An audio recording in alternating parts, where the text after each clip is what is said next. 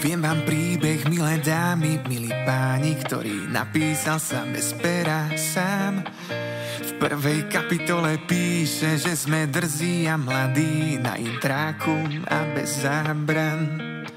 Tam v jeden obyčajný večer každý spieva, čas sa vlečie, zrazu prichádza tá najkrajšia z dám.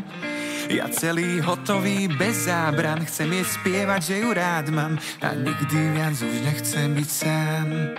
Že ťa ľúbim, láska, dávno vieš, že ma ľúbiš, dávno viem. Poďme spolu prežiť každý deň, buďme spolu každý deň. Že ťa ľúbim, láska, dávno vieš, že ma ľúbiš, dávno viem. Poďme spolu prežiť každý deň, buďme spolu každý deň.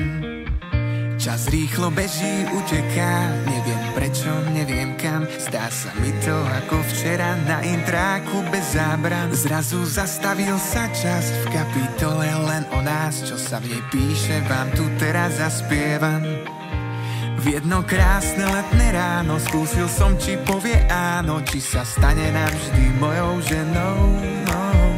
Ona vraví, láska, áno, navždy budem tvojou dámou. Vezmem si ťa, chcem byť iba s tebou. Že ťa ľúbim, láska, dávno vieš, že ma ľúbiš, dávno viem. Poďme spolu prežiť každý deň, buďme spolu každý deň. Že ťa ľúbim, láska, dávno vieš, že ma ľúbiš, dávno viem. Poďme spolu prežiť každý deň, buďme spolu každý deň. Ja nekončím, milé dámy, milí páni, príbeh ďalej bude písať sa sám. V ďalších kapitolách prosím, nech sa stane, čo sa má stať, hlavne, že som našiel najkrajšiu z dám. Že ťa ľúbim, láska, dávno vieš, že ma ľúbiš, dávno viem. Poďme spolu